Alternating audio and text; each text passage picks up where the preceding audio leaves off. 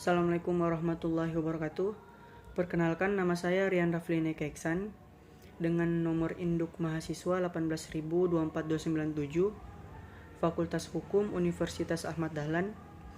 Di sini saya akan menjelaskan atau menerangkan beberapa materi yang telah disampaikan oleh Pak Ilham Yulistianto selaku dosen Negara Hukum dan Demokrasi. Yang pertama di sini ada negara hukum dan Pancasila. Jadi konsep dari negara hukum sendiri secara filosofis atau secara harfiah memiliki persepsi yang berbeda-beda di setiap negaranya.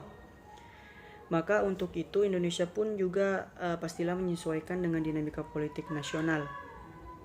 Melihat secara keseluruhan baik dalam tatanan pemerintahan dan ketatanegaraan, maka kuasi lebih dekat pada Restat dibandingkan rule of law. Ada beberapa alasan moral politis negara hukum. Yang pertama itu ada kepastian hukum, tuntutan perlakuan yang sama, legitimasi demokrasi, dan tuntutan akal budi. Selanjutnya di sini ada Pancasila sebagai dasar konsep negara hukum Indonesia. Di sini karena keseluruhan kehidupan ketatanegaraan harus didasarkan kepada faktor Pancasila yang merupakan sumber dari segala sumber hukum, maka tidak dapat penyelenggaraan ketatanegaraan Indonesia dan semua tindakan kekuasaan pemerintah harus didasarkan atas hukum, dan dengan demikian dapatlah dipahami bahwa negara Indonesia adalah negara hukum, yaitu negara hukum yang berdasarkan Pancasila. Pancasila sendiri sebagai dasar dari sumber hukum nasional adalah pokok kaidah negara yang fundamental. Selanjutnya di sini ada negara hukum di masa lalu dan di masa sekarang. Yang pertama itu ada fase kerajaan, yang dimana kerajaan berdasarkan hukum itu berarti kekuasaan tertinggi dipegang bukanlah oleh raja, melainkan raja juga tunduk terhadap hukum-hukum yang ada atau hukum-hukum tertentu. Atau hukum kerajaan yang paling utama. Jadi raja tidak berhak mengatur seenaknya. Yang kedua ada fase kolonialisme, yang dimana awalnya di sini tidak ada sistem hukum yang jelas. Apalagi saat VOC berkuasa. VOC di sini adalah entitas perusahaan, bukan pemerintahan secara resmi. Setelah itu Belanda merubah menjadi negara hukum, maka diterapkannya asas konkordansi, yakni penerapan hukum yang sama antara negara penjajah dan negara jajahan. Sistem konkordansi di sini awalnya mendapat penolakan didasarkan kajian Van Vollenhoven, yang akhirnya pemerintah Belanda memberikan sebuah kekhususan pada Hindia Belanda untuk menerapkan sistem hukumnya tersendiri atau pengakuan hukum adat. Di sini dikecualikan wilayah-wilayah pusat. Pemerintahan seperti Batavia dan lain-lainnya. Yang terakhir di sini ada fase kemerdekaan, yang dimana di sini konstitusi sudah jelas dan memiliki dasar filosofis Pancasila sebagai sumber dari segala sumber hukum. Selanjutnya ada demokrasi dan pemilu. Di sini demokrasi dan pemilu memang memiliki relasi, tetapi tidak menjadi jaminan satu sama lain. Sebuah sistem demokrasi tidak melulu barometernya adalah pemilu, sedangkan pemilu tidak menjadi terjadinya proses demokrasi. Pemilu bahkan bisa melahirkan pemerintahan yang tiran dan fasis. Pemilu yang sehat adalah jika proses demokratisasi ada di setiap tahapannya. Selanjutnya ada presidential threshold, yang dimana presidential threshold adalah ambang batas perolehan suara yang harus dimiliki oleh setiap parpol untuk mendapatkan atau mencalonkan kadernya sebagai calon presiden. Ambang batas membuat calon kepala daerah menjadi sangat terbatas karena harus menyesuaikan dengan partai yang berkuasa. Rezim elitis parpol atau partai politik menjadi sulit untuk dirubah karena menjadi dasar dari prosedur politik yang harus dijalani.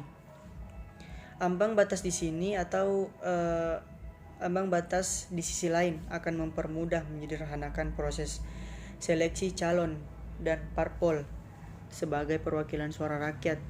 Di sini sudah dianggap cukup mewakili. Jika tidak ada ambang batas, maka akan banyak sekali calon dan tidak melulu harus dukungan partai, tetapi akan lebih daripada dukungan rakyat secara langsung atau populis. Selanjutnya di sini ada pemilihan kepala daerah atau pilkada. Untuk mengikuti seleksi pilkada juga sama lebih pada dominasi parpol atau partai politik. Syarat untuk maju secara independen sangat berat karena biaya politik yang masih mahal, sehingga tendensi pada politik uang masih menjadi bayang-bayang. Belum lagi ada lobby politik yang menciptakan lingkaran etis dan oligarki. Di sini proses demokratisasi dalam penentuan bakal calon bukan dilihat pada uji kemampuan, kapasitas, dan kapabilitas. Selanjutnya ada Dewan Perwakilan Rakyat atau DPR. Proses demokratisasi dalam penentuan calon DPR atau Dewan Perwakilan Rakyat di sini bermasalah, sehingga perebutan jabatan ini lebih daripada proses politik daripada proses moralis.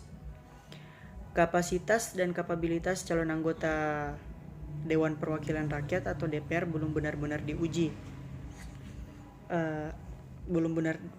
Terlebih dahulu, seperti bagaimana kemampuan dalam ilmu hukum sebagai legislator, mereka yang memiliki tugas sebagai legislator atau menyampaikan aspirasi masyarakat. Selanjutnya di sini ada Dewan Perwakilan Daerah atau DPD. Seharusnya menjadi perwakilan daerah secara langsung yang terbebas dari bias-bias politik parpol. Fungsinya juga sebagai penyimbang parpol atau partai politik. Seharusnya perlu sekali untuk calon anggota Dewan Perwakilan Daerah lebih pada kemampuan dan proses demokratisasi yang sehat dari masyarakat. Fungsinya di sini tidak banyak, tidak ada fungsi legislasinya, sebatas fungsi untuk mengajukan rancangan undang-undang. Fenomena pemilu sebelumnya menarik banyak anggota DPD atau Dewan Perwakilan Daerah terpilih karena memiliki paras yang cantik dan banyak konstituen memilih karena itu. Bukan karena kenal atau memahami programnya, melainkan dinilai secara fisik. Kemudian di sini ada demokrasi dan amandemen Undang-Undang 1945. Di sini yang pertama ada alasan amandemen. Yang pertama ada Undang-Undang 1945 memberikan kekuasaan terlampau besar pada eksekutif atau eksekutif heavy, yakni kekuasaan dominan berada di tangan presiden dan hak prerogatif eksekutif atau hak prerogatif dan legislatif. Yang berikutnya ada Undang-Undang 1945 tidak cukup membuat sistem checks and balance antar tiga cabang kekuasaan. Yang berikutnya ada Undang-Undang 1945 memuat banyak ketentuan yang tidak jelas yang membuka peluang penafsiran yang bertentangan dengan prinsip negara yang berdasar konstitusi. Bagian penjelasan Undang-Undang 1945 dalam beberapa hal mengandung muatan yang tidak konsisten dengan batang tubuh serta memuat keterangan yang mestinya menjadi materi batang tubuh. Selanjutnya di sini ada transisi demokrasi. Transisi demokrasi di sini beberapa negara yang sedang memasuki transisi demokrasi diperoleh kenyataan bahwa dalam masa transisi demokrasi sering terjadi proses tawar-menawar antar para elit.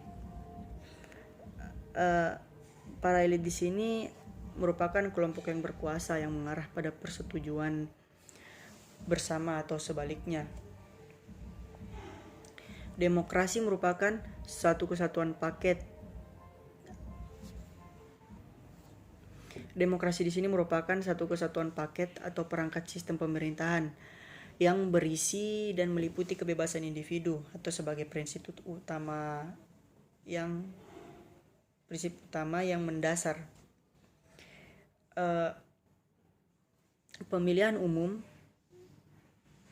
pembagian kekuasaan, multipartai, partisipasi, kompetisi yang sehat dan adil, kompromi yang terjamin, penegakan hukum yang jujur dan adil, kebebasan bagi media, massa, dan adanya transparansi serta pertanggungjawaban dari pemerintah.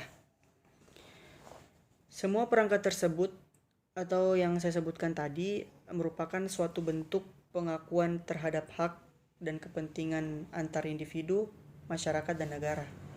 Selanjutnya di sini ada paradigma amandemen Undang-Undang 1945. Yang pertama adalah amandemen adalah tindak lanjut dari reformasi politik dengan tujuan menciptakan sistem kekuasaan yang mendorong proses demokrasi, transparansi, dan seimbang. Sebagai negara konstitusional, maka sudah selayaknya perubahan sistem didasarkan pada perubahan konstitusi. Berikutnya sini permasalahan selanjutnya muncul saat amandemen ini didominasi oleh paradigma kekuasaan, bukan paradigma kerakyatan. Selanjutnya ada transisi demokrasi pada era reformasi masih banyak dikendalikan oleh elit, bukan didasarkan pada substansi politik atau substansi pendidikan politik untuk warga negara. Selanjutnya ada pendidikan politik bagi warga merupakan syarat utama terwujudnya sistem demokrasi yang demokratis dengan adanya demokratisasi di setiap prosesnya. Selanjutnya adalah kesepakatan panitia ad hoc atau PAH Badan Pekerja MPR. Yang pertama di sini tidak mengubah pembukaan Undang-Undang Dasar 1945, sistematika, aspek kesejarahan, aspek kesejahteraan, dan orisinalitasnya.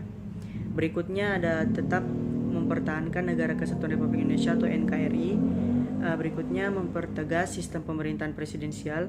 Berikutnya penjelasan Undang-Undang Dasar 1945 ditiadakan